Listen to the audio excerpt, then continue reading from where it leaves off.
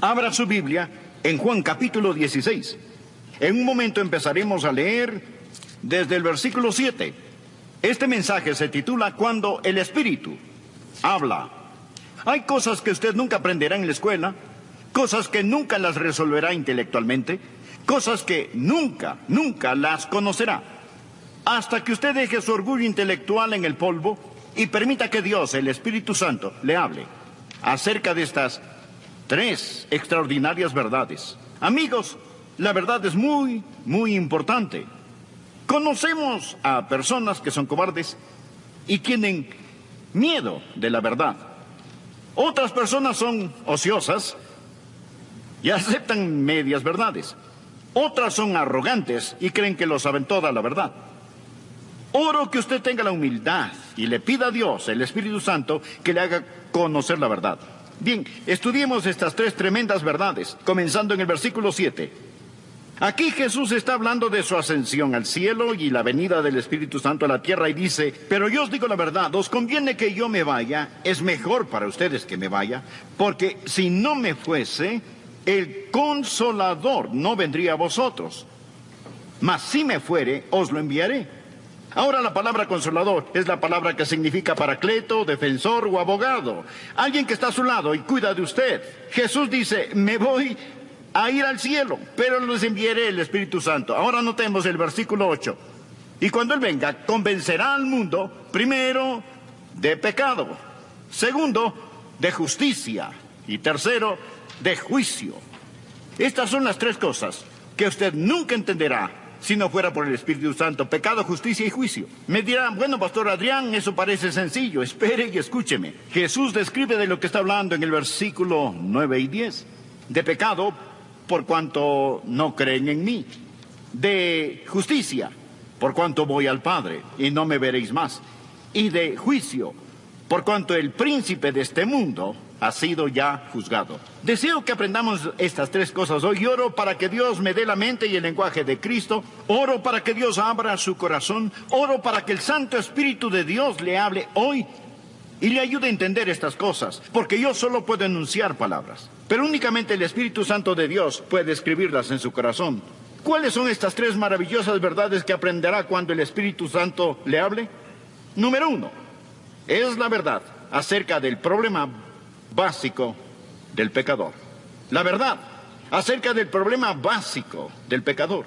¿Cuál es el problema básico del pecador? De nuevo, el versículo 9, de pecado, por cuanto no creen en mí.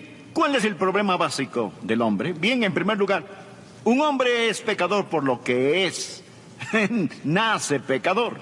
Anote en su margen Efesios 2, versículo 3. Y éramos por naturaleza hijos de ira. El ser humano nace con una naturaleza pecaminosa, viene al mundo con una naturaleza de pecado, por lo tanto, a menos que haya un cambio, está perdido, porque tiene una naturaleza propensa al pecado. Segundo, el hombre es pecador por lo que ha hecho. En Romanos 3:23 leemos: por cuanto todos pecaron y están destituidos de la gloria de Dios. Piense, amigo, en las cosas que ha hecho, pero todas ellas no son el problema básico del hombre. El problema básico del hombre no es que él es un pecador por lo que es. El problema básico del hombre no es que es un pecador por lo que ha hecho. El problema básico del hombre es que es un pecador por lo que no ha hecho. Esto es, darle a Dios la gloria. El hombre es pecador, de acuerdo al versículo 9, por no creer.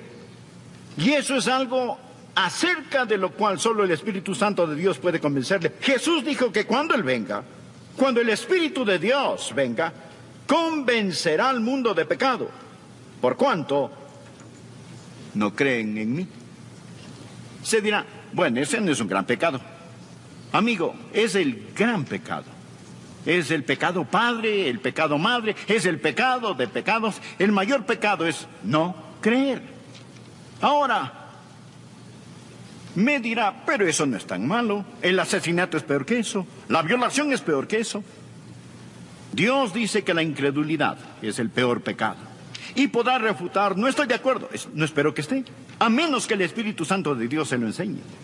Cuando el Espíritu Santo de Dios le enseñe, usted entenderá que el Espíritu Santo viene a ayudarle a comprender por qué no creer es el gran pecado. Pareciera no ser tan grande, más digamos que aquí existe una montaña de basura. Y junto a esta está una cucharadita de un veneno mortal. Ahora, la basura es más grande, pero la cucharadita es veneno mortal. El pecado más grande es la incredulidad. Este corona a todos. Es la prueba de la maldad del hombre y es el pecado que lo condenará para siempre. La incredulidad. Y si aún dicen no estoy de acuerdo, piense conmigo por un momento. Oro que el Espíritu Santo de Dios le enseñe, mientras hablo, que usted puede entender lo que es este gran pecado y por el que pagará el mayor precio. De hecho, este gran pecado no es cometido frecuentemente en una casa de prostitución, no se comete en los bares, se lo comete en las iglesias donde el evangelio es predicado. Alguien dirá, bien, sí, debo admitirlo, he mentido. Sí, he copiado respuestas en el colegio. A veces he perdido mi temperamento o he leído revistas pornográficas. Pero, pastor, ¿me está diciendo que Dios me enviará al infierno por siempre, jamás? Amén. ¿Solo por eso? Quiero decir, eso sería como condenar a un hombre a cadena perpetua solo porque robó un pedazo de pan. El castigo no está de acuerdo a la falta. Después de todo, no es Dios justo. Amigo, este es el punto. Dios no dejará que usted vaya al infierno porque robó un pedazo de pan, sino porque apuntó hacia él el revólver de la incredulidad y apretó el gatillo. ¿Qué es la incredulidad? Es maldad, consumada maldad.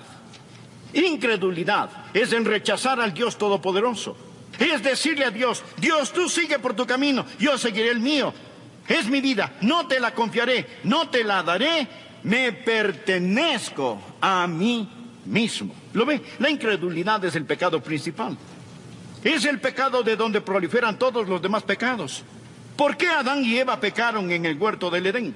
Básicamente fue por incredulidad. ¿Por qué un hombre miente? Incredulidad. No confía en Dios, que le puede sacar del problema en que está. Solo el Espíritu Santo de Dios puede convencerle que no hay otro pecado mayor que la incredulidad. Esta dice, Dios, no eres digno de mi fe, no eres digno de mi confianza, no eres digno de mi amor, no te quiero en mi vida. Bueno, Adrián, no puedo evitarlo. No soy supersticioso, ni religioso, ni puedo evitar si no puedo creer. Amigo, es ahí donde está equivocado. Está equivocado. El Santo Espíritu de Dios lo capacitará para que crea. Esa es la razón por la que la Biblia dice en Hebreos 3:12, mirad, hermanos, que no hay en ninguno de vosotros corazón malo, de incredulidad. La incredulidad no sale de la cabeza, sale del corazón. Es una predisposición contra el Todopoderoso Dios. Es el no confiar en el Dios que le ama. Ahora, yo puedo predicar eso, pero uno de estos días usted entenderá que el mayor pecado, el pecado padre, el pecado madre, el pecado de pecados, el que corona todo, es rechazar a Cristo como su Señor y Salvador personal. Él sufrió, sangró y murió por usted. Él extendió su mano, envió al Santo Espíritu de Dios para que lo convenciera, envió su palabra. Lo tiene escuchando este mensaje y usted rehúsa creer en él. Un jurado puede declararle culpable. Su conciencia le culpa de errores, pero solo el Espíritu Santo de Dios lo convencerá verdaderamente de su pecado. Sí, el hombre es el pecador por lo que es. Sí, es pecador por lo que ha hecho. Pero el mayor pecado, el pecado de pecados, el pecado padre, el pecado madre, el gran pecado, el pecado condenatorio, es el pecado de la incredulidad. Permítame compartir lo que el Señor Jesucristo dijo. Deseo que por favor anote Juan 3. El que cree en Él, ¿en quién? En Jesús, no es condenado. Pero el que no cree ya ha sido condenado. ¿Por qué? Él no ha creído. No porque ha dicho una mentira, ni haya robado, ni haya cometido adulterio. El precio por esos pecados ya fue pagado, ya ha sido condenado porque no ha creído en el nombre del unigénito Hijo de Dios. El que cree no es condenado. Usted viene con fe y deposita esa fe en el Señor Jesucristo. Y ahora, pues ninguna condenación hay para los que están en Cristo Jesús. Rechace al Señor Jesucristo y usted está condenado porque no ha creído. Usted ha rechazado a Cristo. Ese es el mayor pecado. Y con este conlleva el castigo más grande. Ahora, aquí está la segunda verdad que no entenderá sino hasta cuando el Santo Espíritu de Dios le enseñe. No solo la verdad acerca del problema básico del hombre, la incredulidad, sino dos, la verdad de la provisión abundante del Salvador. ¿Cuál es la verdad acerca de la provisión abundante del Salvador? Que el Espíritu Santo ha venido. Cuando Él habla de justicia. Jesús dijo, por cuanto voy al Padre, y no me veréis más. ¿Cuál es la provisión abundante del Salvador? Se dirá, Él vino a sanar. No, Él vino a enseñar. No primordialmente. Vino para ayudar a los pobres. No, Él vino a buscar y a salvar lo que se había perdido. El Señor Jesús vino como Salvador. Vino a proveer justicia. Vino a proveer justicia. Nacido de una virgen, vivió una vida sin pecado y tomó mi pecado y su pecado sobre sí mismo. Fue colgado en una cruz y con su sangre pagó la deuda del pecado. Lo pusieron en una oscura tumba. Resucitó al tercer día. Ascendió a los cielos. Y todo lo que Él vino a hacer fue cumplido. Jesús dijo, he acabado la obra que me diste que hiciera. Le hablaba al Padre, he acabado la obra que me diste que hiciera. Ahora regreso a casa. He terminado el trabajo que me encargaste y ascenderé las altas montañas de la gloria. Y el Espíritu Santo vendrá y Él les convencerá de justicia que pueden obtener por medio de mí. Ahora, la idea del mundo acerca de la justicia es tan deformada como la que tiene del pecado. La idea del mundo acerca del pecado es que el hombre es pecador por lo que hace. No, hace lo que hace porque es pecador. Un hombre no es mentiroso porque miente. Miente porque es un mentiroso. El pecado está en el corazón. La idea del mundo acerca de la justicia está deformada. El mundo piensa que un hombre es pecador si hace algo malo. Y piensa que un hombre es justo si hace lo bueno. Y de alguna manera Dios es como Papá Noel, haciendo una lista, revisándola para ver quién se ha portado bien o mal. Y uno de estos días vamos a morir y nuestras cosas buenas y malas serán puestas en una balanza y Dios lo pesará todo. Si nuestras obras buenas pesan más que nuestras obras malas, Dios dirá, lo lograste. Si lo malo pesa más que lo bueno, Él simplemente dirá, fallaste. Esa es la idea del mundo acerca de la justicia. Pensemos por un momento. Si usted pudiera ser presentado como justo delante de Dios por hacer buenas obras, dar dinero, ayudar a los pobres, ser religioso y bondadoso, si pudiera ser tenido como justo por hacer eso, escúcheme, ¿por qué tuvo que morir Jesús? ¿Por qué tuvo que sufrir en la cruz? Si usted puede salvarse por sus propias justicias. Présteme atención. Si usted pudiese salvarse por sus buenas obras, entonces el Calvario fue la equivocación más colosal de las edades. Piensen eso. Permítame darle un pasaje. Pablo dice lo siguiente en Gálatas 2:21. No desecho la gracia de Dios, pues si por la ley fuese la justicia, entonces por demás murió Cristo. ¿Qué significa? Cuando trata de ganar su salvación, está frustrando la gracia de Dios. Pues si por la ley fuese la justicia, entonces por demás murió Cristo. Significa que Él murió en vano.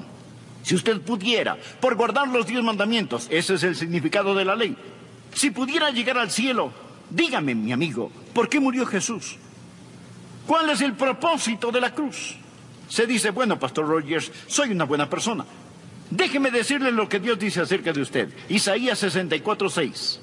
Si bien todos nosotros somos como suciedad, y todas nuestras justicias como trapo de inmundicia. No habla de sus malas obras, sino de sus buenas. Ante Dios son como trapos de inmundicia. Estos eran los vendajes de los leprosos. Nuestras justicias son como trapos de inmundicia. Solo el Espíritu Santo de Dios puede enseñarle eso. Verá, usted puede cometer un mortal error al depender de su autojustificación. Ahora, cuando usted cree en el Señor Jesucristo, ¿qué es lo que Él hace? Cuando cree en Él, primero, cambia lo que usted es. En el momento en que usted cree en Él. Recuerde, un hombre es pecador por lo que es. Jesús cambia lo que es. Los creyentes no son solo buenas personas, sino nuevas criaturas. De modo que si alguno está en Cristo, nueva criatura es. Dios le da una nueva naturaleza. De joven recibí a Cristo. Y Dios puso una nueva naturaleza en mi corazón. Tan nueva era esta que mis profesores se preguntaban, ¿qué pasó con Adrian Rogers? Fue un cambio radical. Pero no solo cambia lo que somos, también perdona lo que hayamos hecho. Recuerda que dijimos que somos pecadores por lo que hemos hecho. Bien, cada mancha, suciedad, negrura es lavada más blanca que la nieve y enterrada en la tumba del olvido de Dios. Pero no solo cambia lo que somos, no solo perdona lo que hemos hecho, sino que también nos da lo que necesitamos. ¿Y qué necesitamos? Necesitamos justicia. Bien, permítame darle otro pasaje de la Escritura. Romanos 4, 5 y 6. Mas al que no obra, sino cree en aquel que justifica al impío, su fe le es contada por justicia.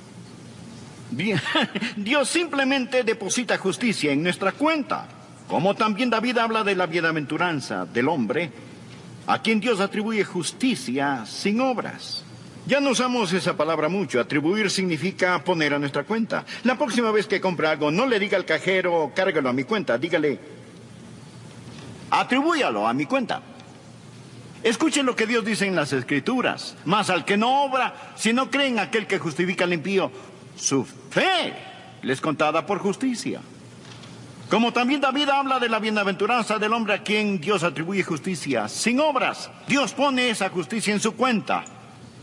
¿Cuán glorioso es esto? Sí dice, pero no entiendo. Por eso oro para que el Espíritu Santo abra su corazón hoy. Cuando el Espíritu de Dios venga, le convencerá de justicia. La única justicia que usted podrá obtener a través de Cristo. Muchos no entienden esto. Van, se sientan en las iglesias pensando que lo que hacen es un favor a Dios por estar allí. Y no comprenden que necesitan nacer dos veces. De nuevo pregunto, si la justificación viene por la ley, entonces, ¿por qué Jesús murió? El Santo Espíritu de Dios vino para enseñarnos que el problema básico del hombre es el pecado. El Santo Espíritu de Dios ha venido para enseñarnos que Cristo, el Salvador, es la provisión divina y que en Él tenemos justificación. La tercera verdad que usted nunca entenderá sin ayuda del Espíritu Santo es la verdad acerca del poder destruido de Satanás. La verdad acerca del poder destruido de Satanás. Jesús dijo que Él vendrá para enseñarnos acerca del pecado, la justicia y el juicio. Y describe el juicio en Juan 16:11. Dice, y de juicio por cuanto el príncipe de este mundo ha sido ya juzgado. Note el tiempo gramatical aquí. No dice que el príncipe de este mundo, que es Satanás, será juzgado. No, Satanás ya ha sido juzgado. Usted necesita entender esto, porque algunos piensan que aún estamos esperando saber el resultado final. No, cuando Jesús se enfrentó a la cruz, esto es lo que dijo en Juan 12, versículo 31. Ahora es el juicio de este mundo. Ahora, el príncipe de este mundo será echado afuera. No cuando Jesús regrese 2000 años después, sino ahora es el juicio de este mundo. Amigo, cuando Jesús murió en la cruz, el hombre hacía las cosas más malévolas que puede hacer, mas Dios ganaba la mayor victoria. Cuando Cristo inclinó su cabeza y expiró, el reino de Satanás fue destruido. La espalda de Satanás fue rota. Se dictó sentencia. Es un criminal condenado. El juicio concluyó. Él gobierna un reino condenado. Navega en un barco que se hunde. Satanás está arruinado. Arruinado. Devastado. El príncipe de este mundo ya ha sido juzgado. Esa es la estupidez de la adoración satánica. ¿Por qué seguir a un perdedor? Ahora, el infierno fue preparado para el diablo y sus ángeles. Dios no hizo el infierno para usted. Mas le diré algo. Todo el que me escucha este momento, o cree en el Señor Jesucristo o no cree en Él, todos aquellos que creen en Jesucristo, un día serán como Jesús. De eso se trata la fe cristiana, llegar a ser como Jesús. Eso es lo que Dios hace. Dios quiere hacer a la gente como Jesús, que sean hechos conforme a la imagen de su Hijo. De eso se trata. Usted escucha a un hombre que un día será hecho a la imagen de Jesucristo. Pero permítame añadir, si usted falla en recibir al Señor Jesucristo, si se niega a creer en Él y más bien confía en su propia justicia, usted se está moviendo en dirección opuesta. Y uno de estos días usted será la perfecta réplica de Satanás. Usted será como él. Será transformado a la imagen de Satanás y usted se irá al infierno preparado para el diablo y sus seguidores. Ese es un pensamiento aterrador. Permítame hacerle una pregunta. Cuando llegue a donde se dirige, ¿cómo estará? Todos nos dirigimos a algún lugar. Cada persona va hacia algún lugar. Existen aquellos que han creído en el Señor Jesucristo, que han recibido su justicia y un día serán como Él. Pero si usted no lo ha hecho, le puedo asegurar que un juicio le espera. Amigo, si no es un creyente, ponga su mano sobre su pecho y siente el latido de su corazón. Eso es todo lo que existe entre usted y el infierno. Es todo. Un latido de su corazón. Pero si usted ha entregado su corazón a Jesús, si confía en el Señor Jesucristo, si usted ha dicho, mi problema básico es que no he confiado en Él, pero ahora confío en Él, Dios le dirá, te daré provisión abundante, te daré justicia. Por lo tanto, para ti no habrá condenación. Usted ya no pertenece a esa tribu que sigue a Satanás. Usted ha nacido 2 veces. Ha nacido de lo alto y va rumbo al cielo. Arrodillado hoy oré para que Dios le ayude a entender esto. Porque todo lo que yo puedo hacer es predicar. Es el Santo Espíritu de Dios que le dirá a usted la verdad acerca del pecado, la justicia, el juicio. Lo hará por medio de mis palabras, pero lo enseñará si usted abre su corazón. Deje su orgullo en el polvo, por favor, y dígale, oh Dios, habla. Estamos estudiando la epístola de Santiago, que es eminentemente práctica.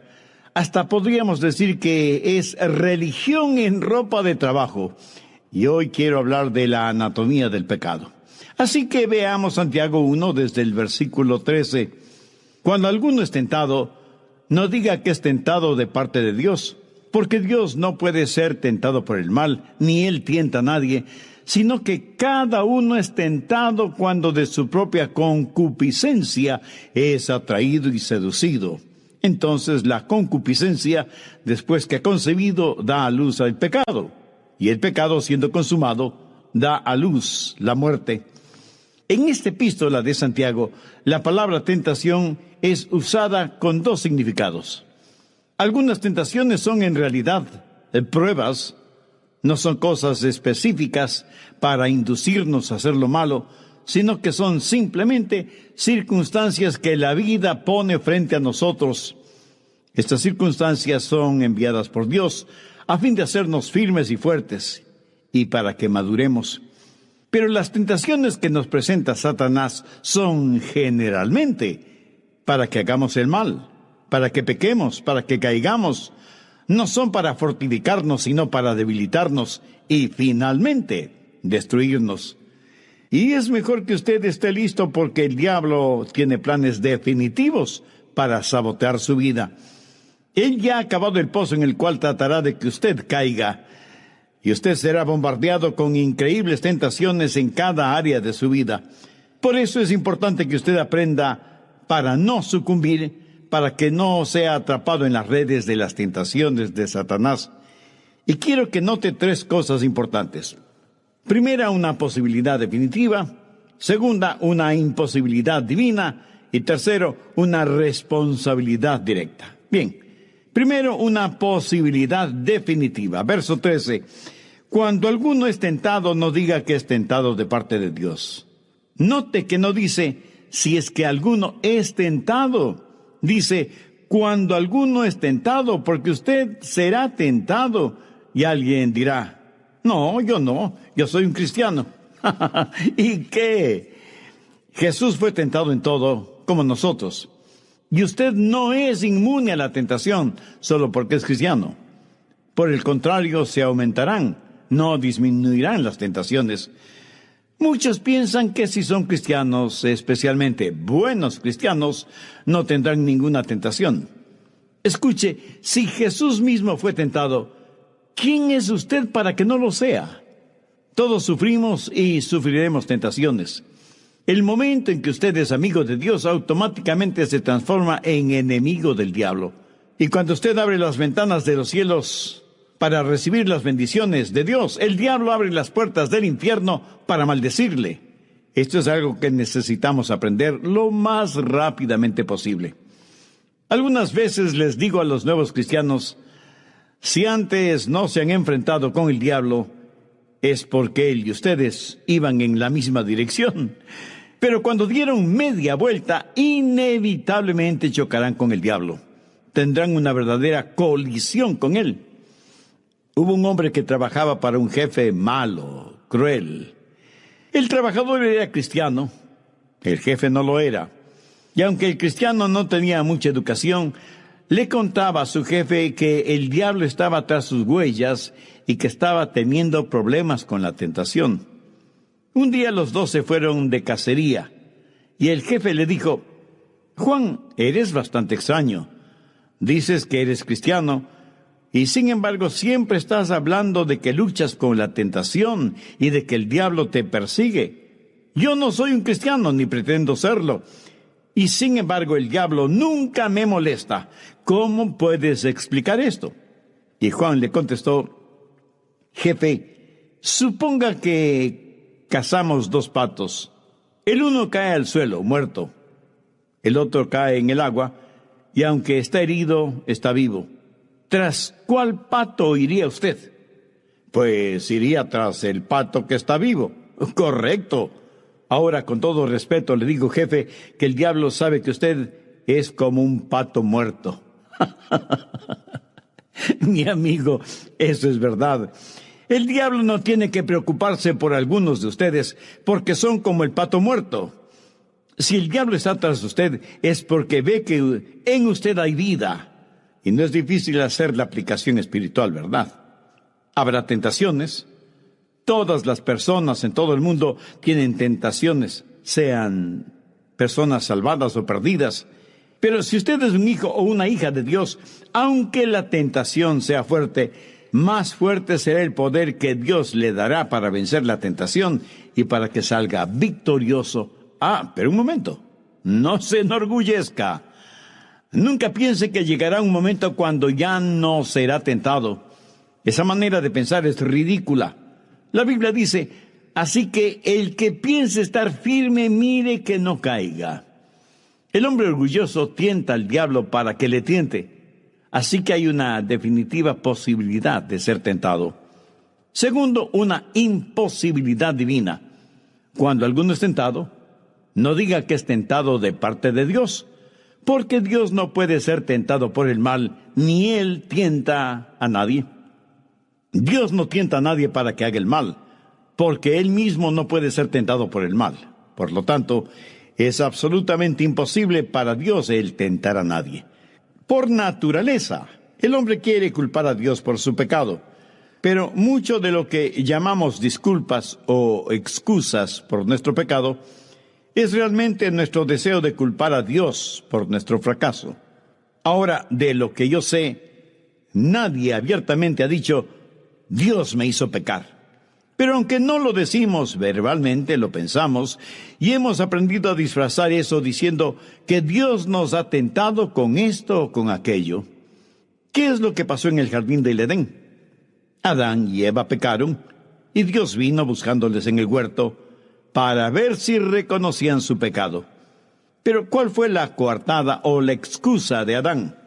Dios, la mujer que me diste me hizo comer del fruto prohibido.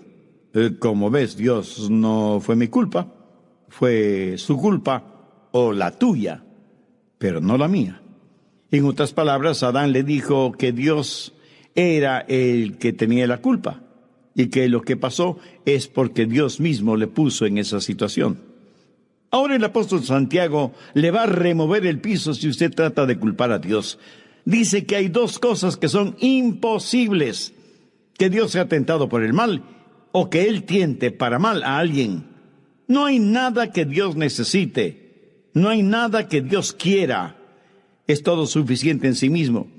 Y Él no tiene ninguna comezón que el diablo pueda rascar. Y Dios es completamente santo. Es lo opuesto del pecado, la antítesis del pecado. Por eso no puede ser tentado. Y ya oigo a alguien diciendo: un momento, Pastor Rogers, ¿no fue Jesús tentado y no es Jesús Dios? Ciertísimamente. Pero recuerde que Jesús no solo fue Dios, sino también hombre. Jesús fue tentado en su humanidad, no en su divinidad.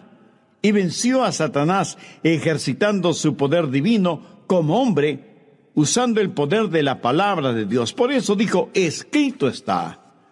Si usted dijera que Dios le ha tentado, tendría la perfecta coartada, la excusa perfecta, porque nadie puede pelear contra Dios. Es decir, todo lo que Dios hace, lo hace bien.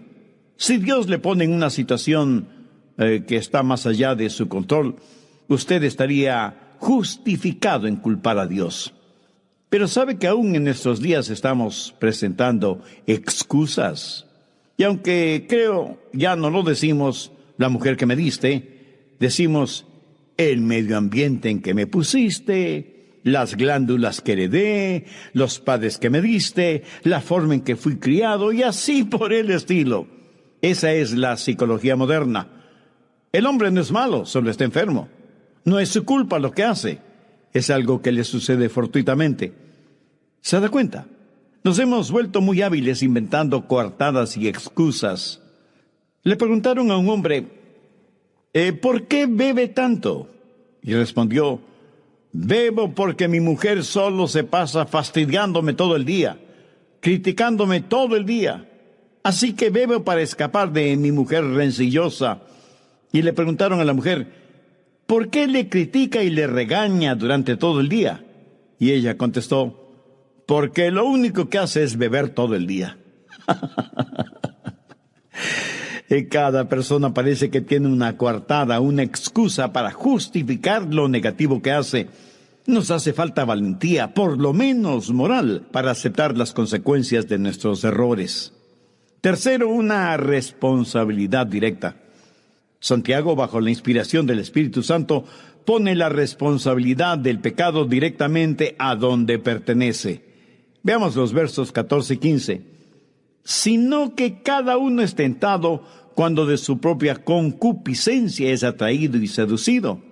Entonces la concupiscencia, después de haber concebido, da a luz el pecado. Y el pecado, siendo consumado, da a luz la muerte. Amados hermanos míos, no erréis. El pecado es un trabajo interior, interno, algo que sucede primordialmente dentro de nosotros. Ni siquiera podemos decir: el diablo me hizo hacerlo, porque lo que hacemos, lo hacemos nosotros mismos. Santiago habla de seducción. Un hombre inmoral puede seducir a una mujer, o una mujer inmoral puede seducir a un hombre. Pero no está hablando únicamente acerca de pecado sexual. No está hablando solo de adulterio, fornicación o inmoralidad. Pero usa esos pecados como ilustración para toda clase de pecados. Porque, reconozcámoslo, hay algo seductor acerca del pecado. Y quiero que note lo que el apóstol dice sobre la anatomía del pecado, para que esté atento al anzuelo del pecado. En el verso 13, Santiago dice: cuando alguno es tentado, no diga que es tentado de parte de Dios, porque Dios no puede ser tentado por el mal, ni Él tienta a nadie, sino que cada uno es tentado cuando de su propia concupiscencia es atraído y seducido. La palabra atraído era una palabra común entre los pescadores, en referencia a los anzuelos y carnadas que usaban para atraer a los peces. El pescador debe saber lo que les gusta a los peces, y eso es precisamente lo que él pondrá en el anzuelo para atraerlos o seducirlos. Santiago dice que cada uno es tentado por su propia concupiscencia. ¿Sabe usted cómo un hombre conquista a una mujer o una mujer conquista a un hombre? Exactamente como un pescador atrapa peces, poniendo la carnada correcta en el anzuelo. ¿Sabe usted que el diablo siempre tiene listo un anzuelo con la carnada que a usted le gusta? En otras palabras, él le tentará con lo que a usted le gusta. Piénselo. Satanás incluso se atrevió a tentar a Jesús. Y le tentó por 3 veces y en 3 diferentes formas. ¿Qué es lo que el diablo estaba haciendo? Pues pescando. Gracias a Dios que Jesús no mordió el anzuelo. Note que primero hay un período de enamoramiento. El diablo se acerca a nuestro lado y nos corteja y como que nos hipnotiza con algún pecado. Lo pone justo delante de nuestros ojos. O puede ser lujuria, orgullo, una deshonestidad, una venganza o un sinnúmero de otras cosas. Es la forma que tiene el diablo para cortejarnos. En segundo lugar está el consentimiento, cuando usted es atraído y seducido. En otras palabras, cuando usted es atrapado. Verá, no es pecado mientras la carnada está en el anzuelo, aunque usted la vea. Pero mientras es cierto que usted no puede evitar que los buitres vuelen sobre su cabeza, sí puede evitar que hagan su nido en su pelo. ¿Lo comprende? Usted no puede evitar que el diablo ponga tentaciones frente a usted, pero cuando usted la acepta, se efectúa un matrimonio nada santo. Por el un extremo del pasillo viene su concupiscencia, o sea, un deseo malsano, impuro, depravado.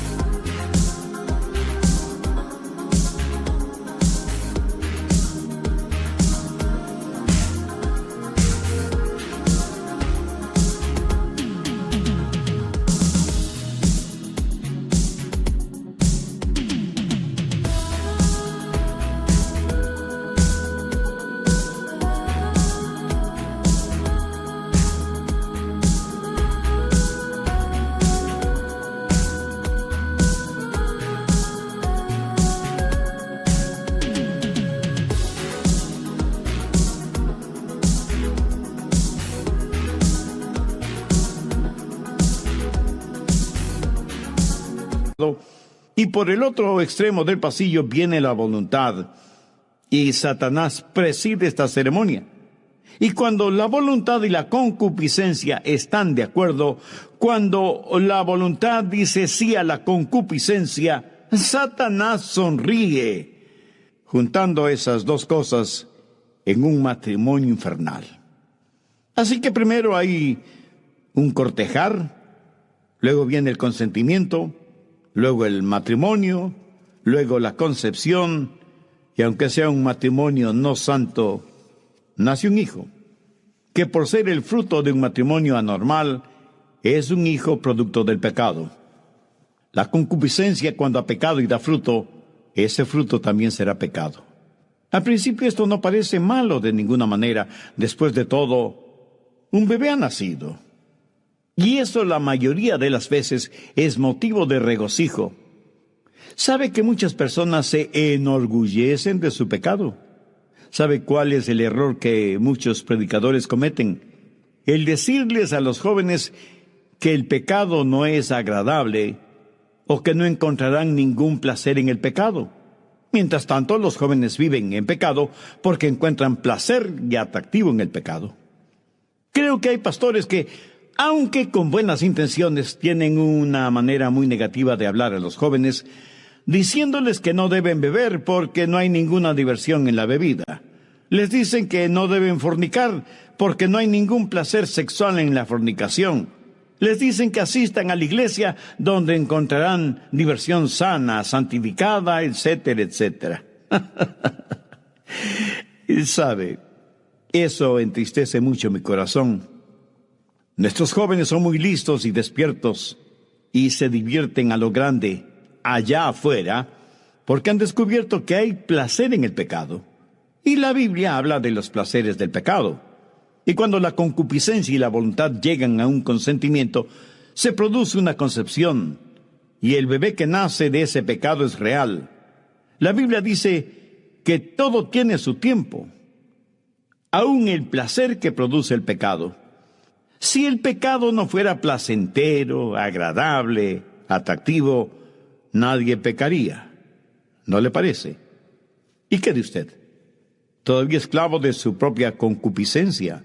Entonces usted, aunque sea una persona religiosa, no conoce a Dios por medio del Señor Jesucristo, y si aún no conoce al Señor Jesucristo, quiere decir que sigue espiritualmente perdido. El diablo es demasiado astuto como para salir a pescar sin anzuelo y sin carnada. Un hombre iba por un camino llevando una canasta con maíz. Él iba dejando caer granos de maíz al suelo, y una piara de cerdos le seguía, comiendo el maíz que el hombre dejaba caer en el camino. Otra persona que observaba todo esto le dijo: Señor, esa es una manera muy extraña de alimentar a los cerdos. Y el hombre le respondió: Oh, no los estoy alimentando. Esa es la forma en que los llevo al matadero. Verá, el diablo tiene una canasta llena de los placeres del pecado y va dejando caer ciertos placeres en el camino de su vida, y usted estará feliz sirviéndose esos placeres sin darse cuenta que está rumbo al matadero, o sea, al infierno. Pero quiero que vea algo más todavía. Quiero que vea cómo se completa todo, porque es precisamente lo que muchas veces dejamos de ver. Verso 15. Entonces la concupiscencia, después que ha concebido, da a luz el pecado, y el pecado siendo consumado, da a luz la muerte. El círculo de la tentación se ha completado. La razón por la que muchas personas no tienen temor de pecar es porque no miran lo suficientemente hacia adelante. No ven a dónde termina el pecado. No ven el cuadro completo del pecado. Usted necesita ver el producto final. Un gran hombre de Dios solía decir: usted puede comer del maíz del diablo si quiere, pero él le ahogará con las tuzas. El pan del engaño es dulce, pero después se transforma en cascajo. Proverbios 23:31. No mires al vino cuando rojea, cuando resplandece su color en la copa. Se entra suavemente.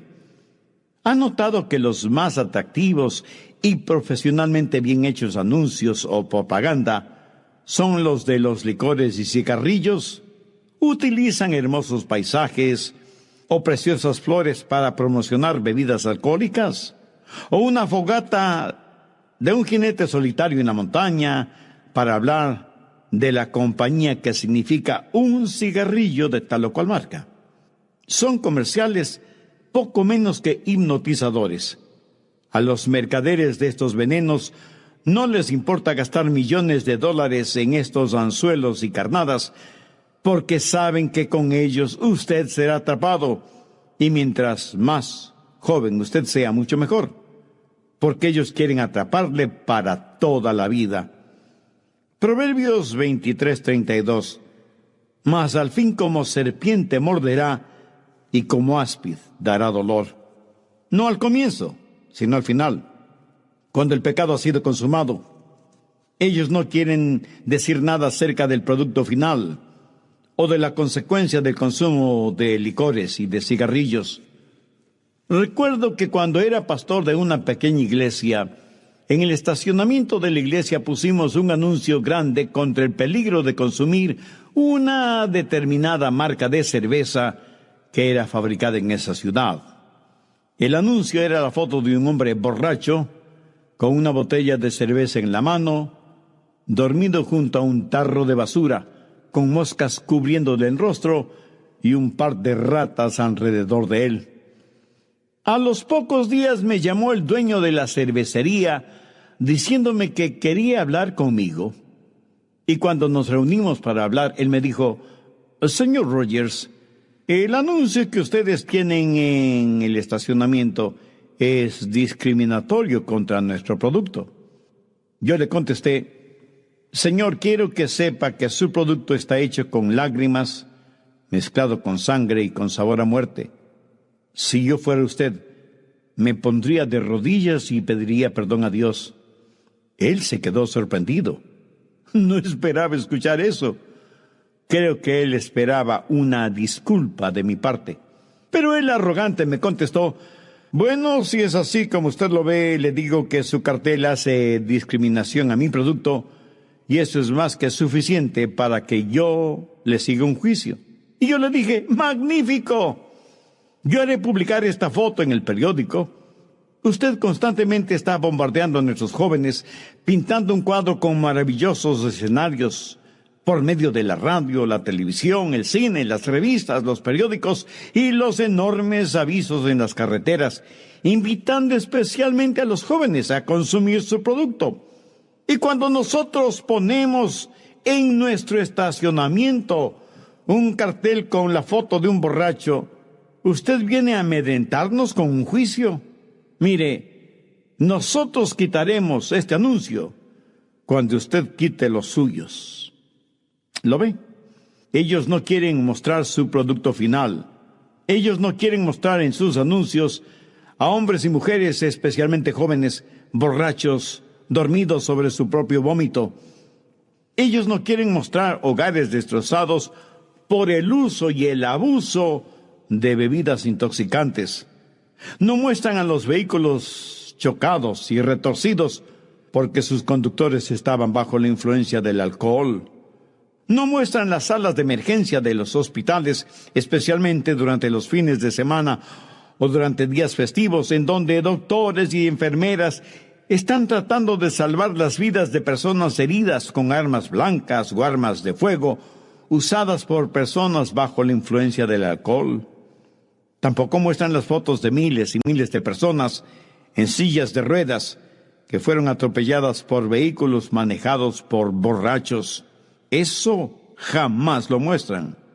Lo que muestran es a gente joven, mujeres hermosas, hombres apuestos, unas veces elegantemente vestidos, en impresionantes salones de baile, otras veces en atractivos trajes de baño, en maravillosas playas o en lujosos yates. Ese es el anzuelo y la carnada que lanzan para atrapar a los incautos. El producto final es una obra de arte del diablo. Busque Proverbios 5:3. Porque los labios de la mujer extraña destilan miel, y su paladar es más blando que el aceite. Y aquí está hablando de una mujer inmoral, una prostituta. Es una mujer seductora.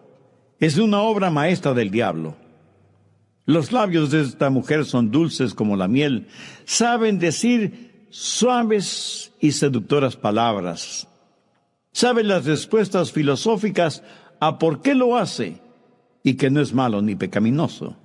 Además, si todo el mundo lo hace, debe ser bueno, ¿verdad? ¿Cómo se puede rechazar algo así? Pero quiero que vea aquí el producto final, el trabajo de arte del diablo. Proverbios 5, versos 4 y 5. Mas su fin es amargo como el ajenjo, agudo como la espada de dos filos. Sus pies descienden a la muerte, sus pasos conducen al Seol. Seguramente hay muchos religiosos materialistas que me están escuchando ahora mismo y que no están pensando en emborracharse ni cometer ninguna inmoralidad, por lo cual se sienten muy orgullosos. Bueno, busque Jeremías 17:11. Recuerde que estamos hablando del producto final. Y aquí Jeremías habla del materialismo. Como la perdiz que cubre lo que no puso, es el que injustamente amontona riquezas. En la mitad de sus días las dejará, y en su postrimería será insensato. Cuando un hombre se enriquece injustamente, y parece que se goza de esa riqueza, la Biblia dice que morirá en la mitad de sus días, y tendrá que dejarlo todo. Y en este caso es un hombre insensato. Y algunos dirán: bueno, pastor, yo no robo, soy un buen hombre de negocios. Escúcheme, usted puede ser un sagaz hombre de negocios que no hace nada fuera de la ley. pero lo que hace es inmoral. Se aprovecha de las demás personas. Pero algunos no hacen eso, sino que son adictos al trabajo porque alguna vez escucharon que deben ganar todo el dinero que puedan.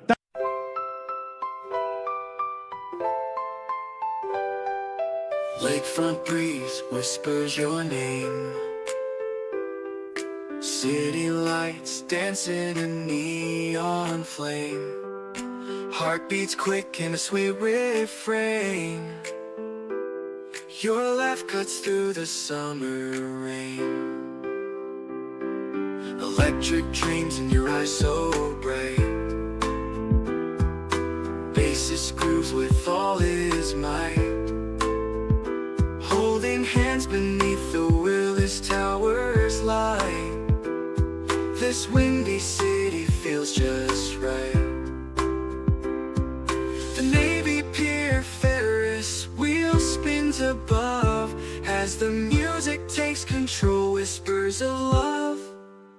Oh darling, this magic won't fade. Beneath the stars a love parade. With you by my side unafraid. Magic's real, forever will stay. Guitar solo sings a sweet serenade. Your voice is honey, love's sweet parade. Chicago blues melt away the shade. In your arms, a future we've made. Drums are beating a rhythm so true. Never want this night to end, just me and you. 80s synth keeps the feeling new. Chicago magic forever will pursue. Oh darling, this magic won't fade. Beneath the stars a love parade. With you by my side unafraid. Magic's real, forever will stay. The doggone night, a memory to hold. A love story forever told. In this magical city, our hearts unfold. Chicago night forever will hold.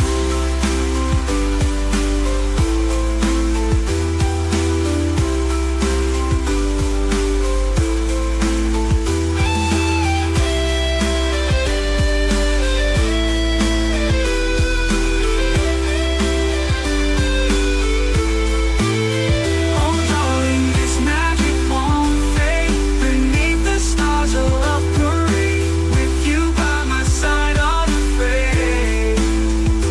Magic's real, forever will stay.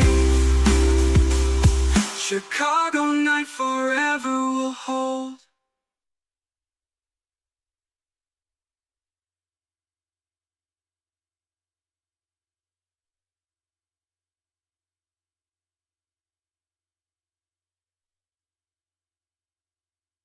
Tanto y en cuanto lo hagan honestamente.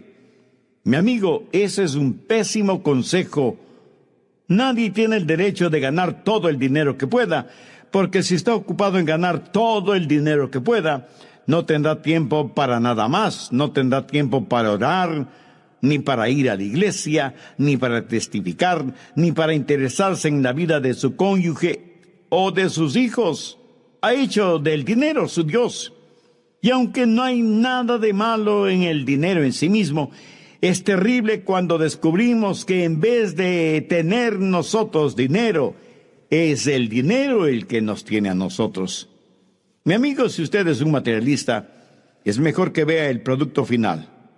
Es mejor que vea no solo el anzuelo, sino la carnada que está en el anzuelo. Todo lo que usted tiene lo dejará en la mitad de sus días. Y en postrimería usted habrá sido un insensato. La Biblia nos lo dice una y otra vez. Hay camino que al hombre le parece derecho, pero su fin es camino de muerte. No mire las cosas por lo que son. Mire cuál es el fin de esas cosas. Hay una definitiva posibilidad de que usted sea tentado. Hay una definitiva imposibilidad Dios no tienta a nadie. Y hay una directa responsabilidad cuando cada hombre, por su propia concupiscencia, es atraído y seducido. Entonces la concupiscencia, después que ha concebido, da a luz el pecado, y el pecado siendo consumado, da a luz la muerte. ¿Y cuál es la respuesta para todo esto? La respuesta, por supuesto, es Jesucristo. Solo por medio del Señor Jesucristo usted puede vivir como debe vivir. ¿Por qué? Verá, un hombre cae en tentación, una mujer cae en tentación porque están tratando de satisfacer algo dentro de ellos.